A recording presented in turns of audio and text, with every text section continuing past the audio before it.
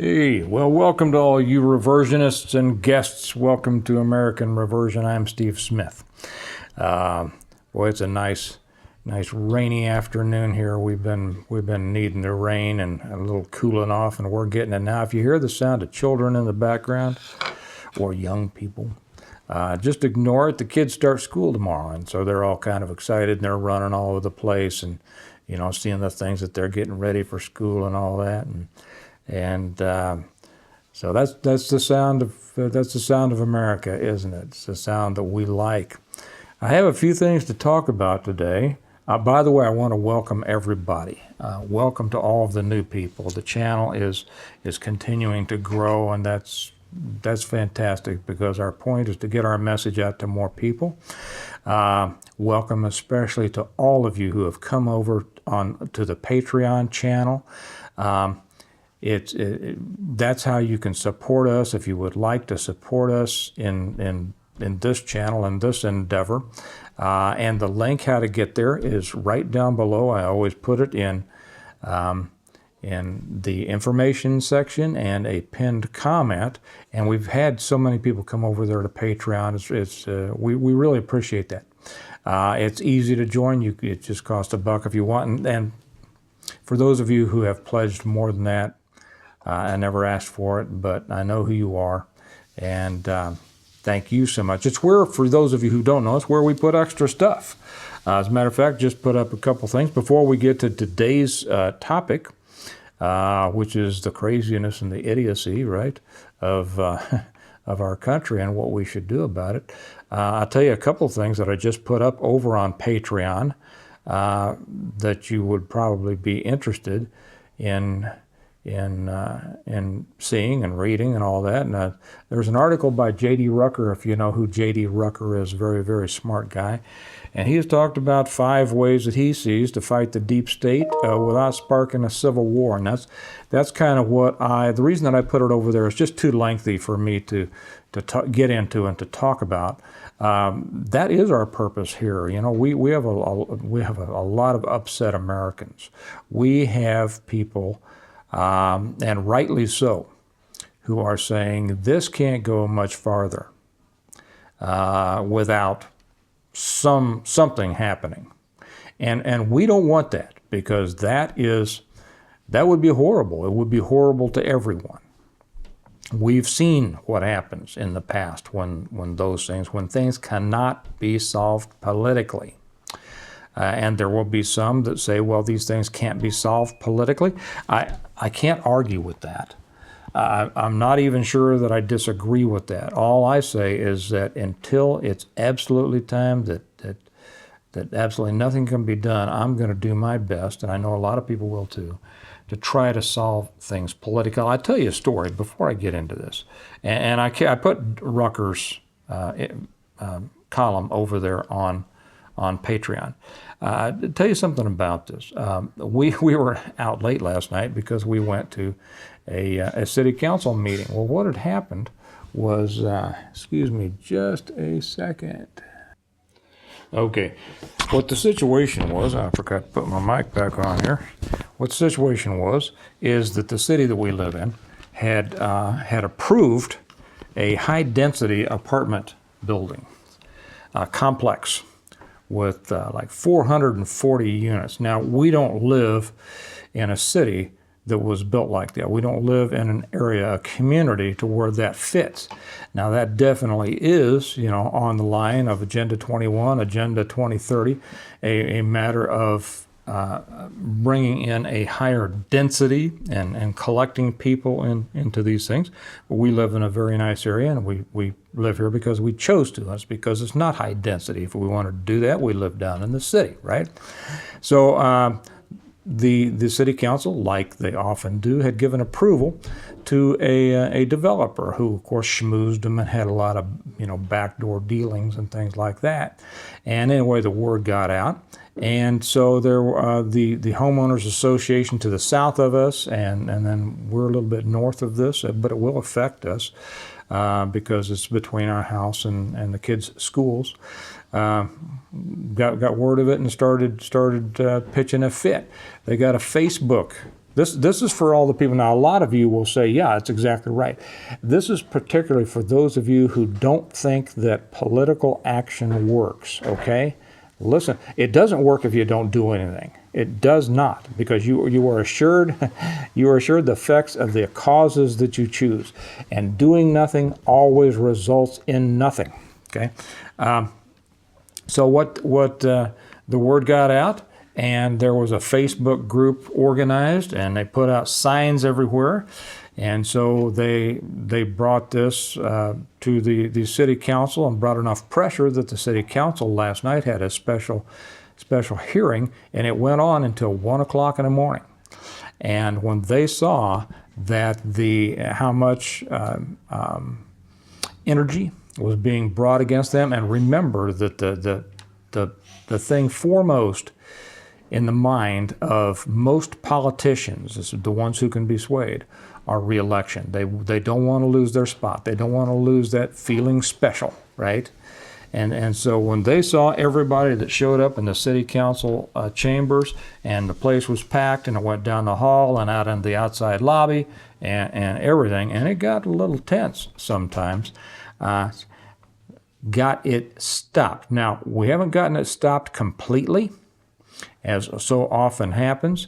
They threw it back. And there were people on our side that found that there were some illegal things being done in this proposal and in this the grant that was given to the developer. And so we got the kibosh put on it. Now, it got sent back to the planning committee, which is a subcommittee of the city council.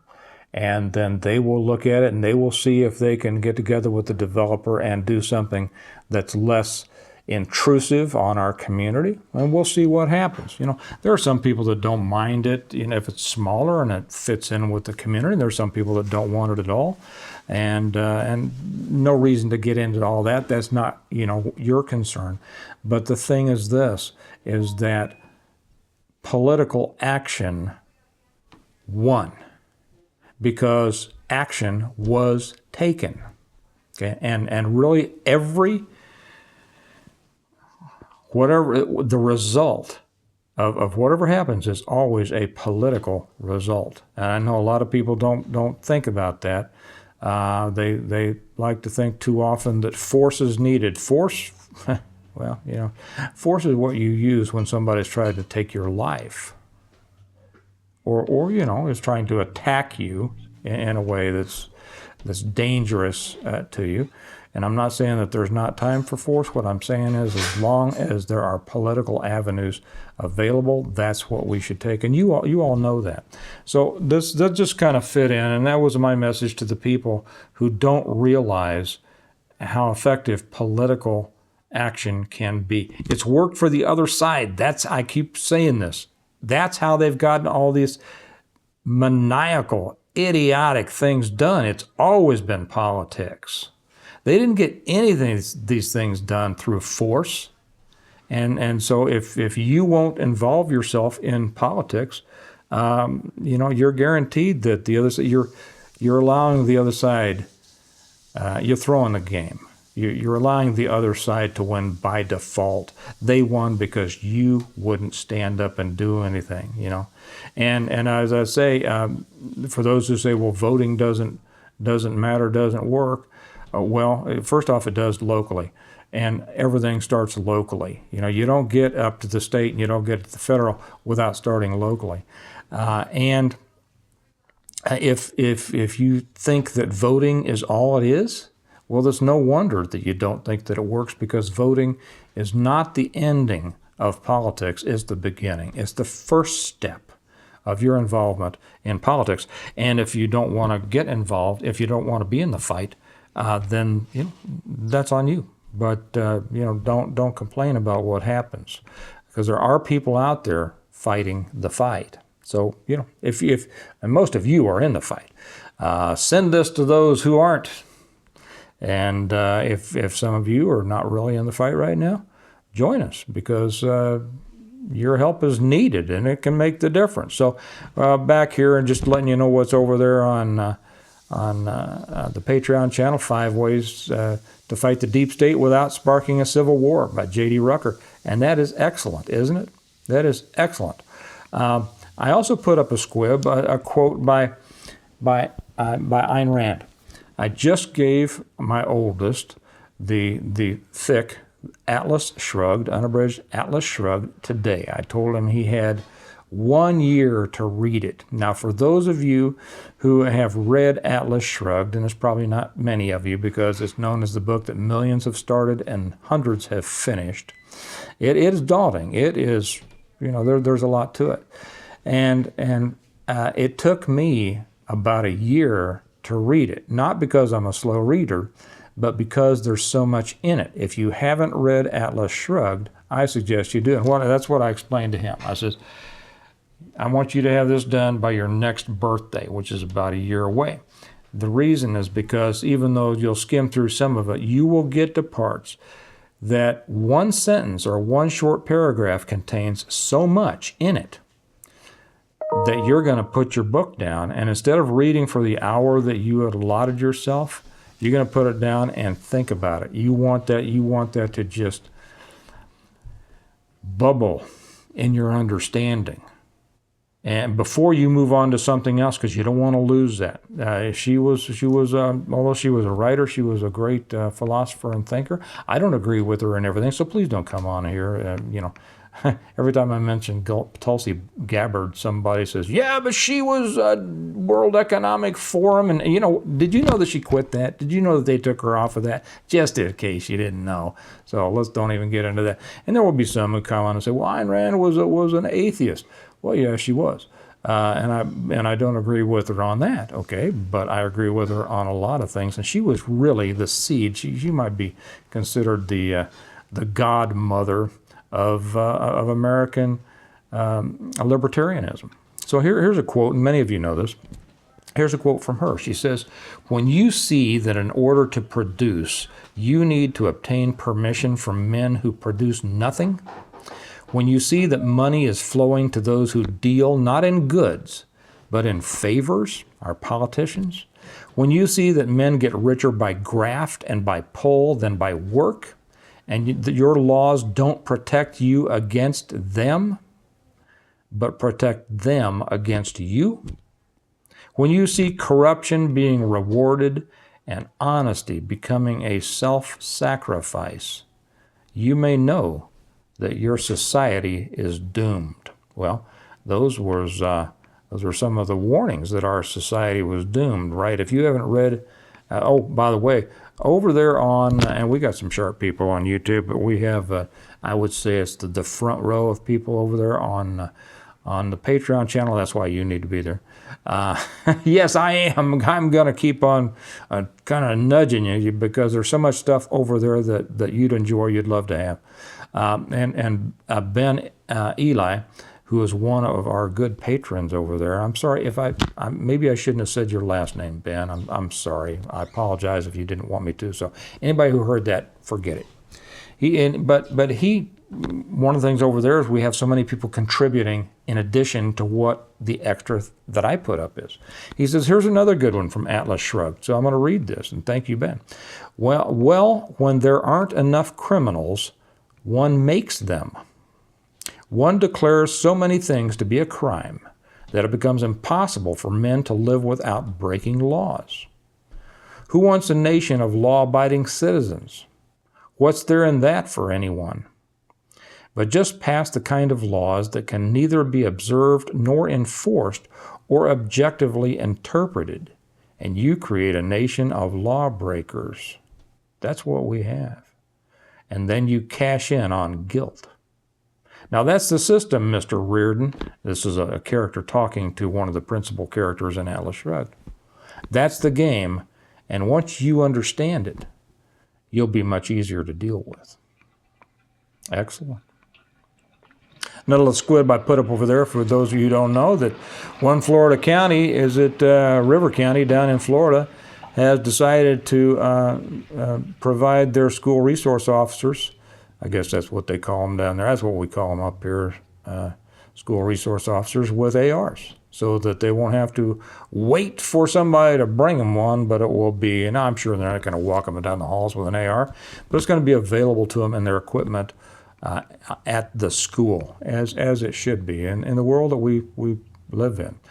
You know what I forgot to say, and I'll slip it in right here. Excuse me, a word from our sponsor. This and every one of these videos is brought to you by the Stonemont series. The first book of which is The Reversion, after which this channel is named. These are the books that I wrote about preparing for, surviving, and rebuilding after a collapse. And our country is in the middle of the collapse. It may not collapse like it says in here, but the lessons in here, this is about going back to the ways that America used to be and living life the way that we should. And if you haven't read them, I'd love for you to. They're available again. I'll put the links down here. You can get them either through Amazon or from in paperback or Kindle, or you can get them from me. And if you want autographed copies, then there's a way to do that, and the address is down there to do it. So getting back, those are a few things you guys make sure that you check out over on the Patreon channel.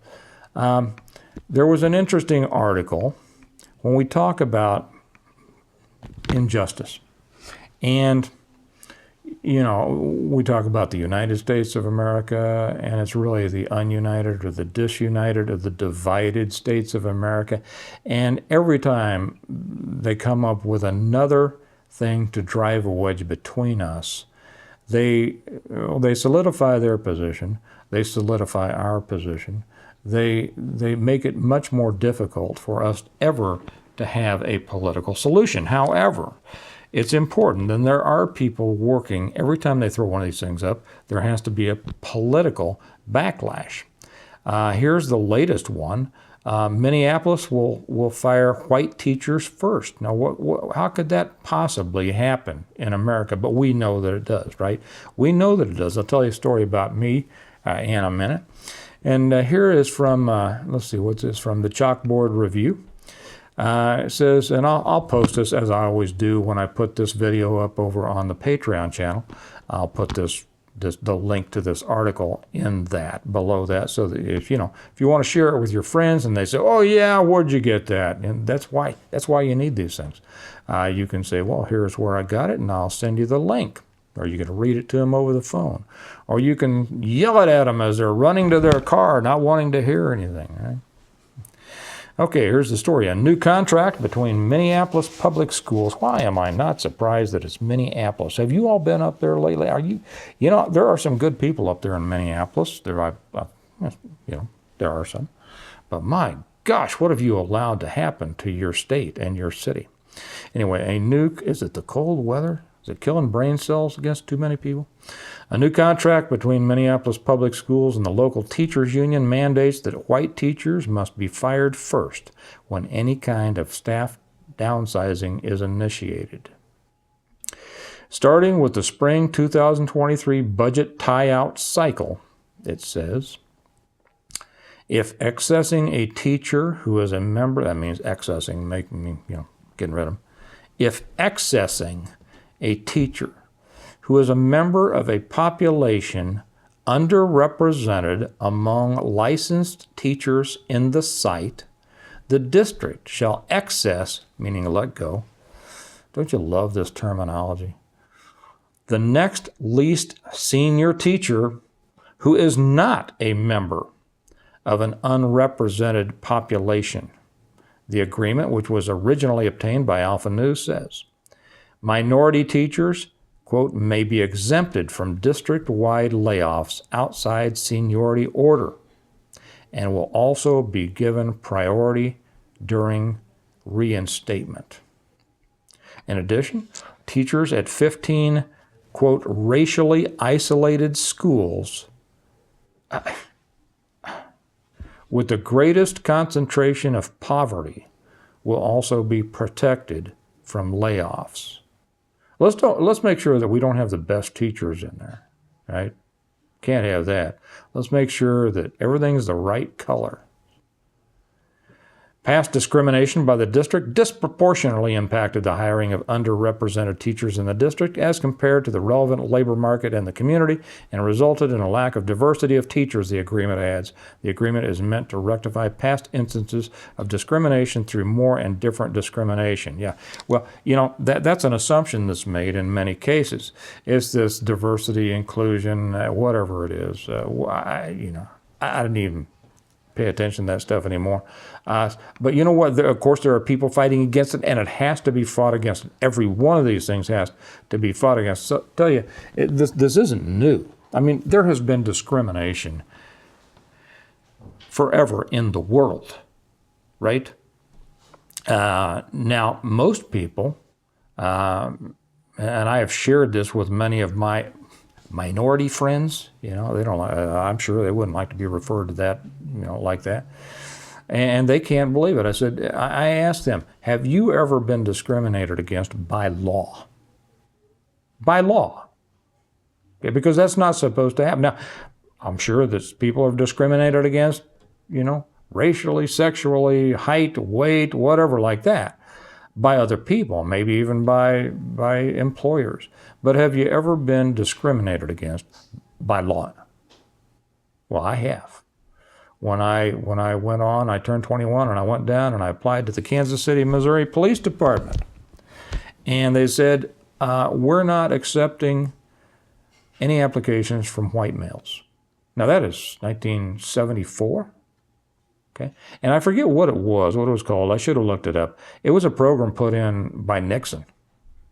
And it was, it wasn't called affirmative action, but it was called, I forget what. And it made me so mad, I would never go back and reapply there. And as it worked out best for me, because I went with the sheriff's department, which was a much better fit. But this stuff's been going on for a long time, and the reason that it's been going on for a long time is because not enough people stood up and fought back against it. So I'm going to put that link up there, and read it, and share it with your friends. You got people up in Minneapolis, send it to them. When we talk about things like this, I happened to come across, I'm a great one for quotes. I always love it when and whenever I have an idea, I discover that somebody much smarter than I has already thought of it and said it much more eloquently than I could. So I love it when I find those things, and I ran across several here by Alexis de Tocqueville, and most of you know, well, some of you know who that is. If you don't, look him up. Study Alexis de Tocqueville. I'm going to read just a few here. You're going to want to remember these and think about them and share them. The first is, he says, Americans are so enamored of equality, and this is back in the 1700s. Americans are so enamored of equality, they would rather be equal in slavery than unequal in freedom. That's one of those moments like Atlas Shrugged. You almost don't want to say anything else. You almost don't want to read anymore simply because you want to be able to think about that, right? Well, rewind it and think about it later. Another, he says, society will develop a new kind of servitude, which covers the surface of society with a network of complicated rules, through which the most original minds and the most energetic characters cannot penetrate.